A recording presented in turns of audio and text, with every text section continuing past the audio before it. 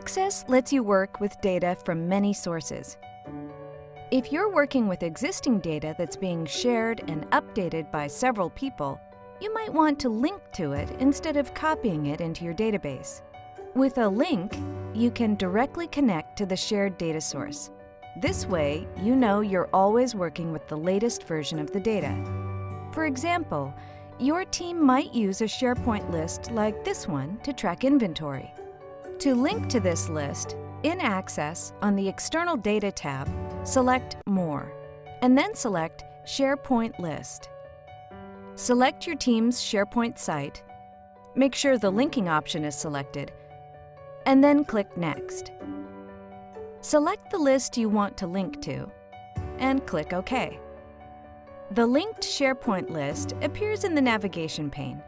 SharePoint might also link to an additional table or two. They're related tables, so you need to keep them in your Access database for everything to work right. Now you can start working with the linked data. As you change data in Access, it also changes in the SharePoint list, so others using the same list can see your changes.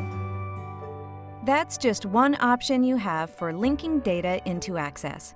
Explore the External Data tab to see more.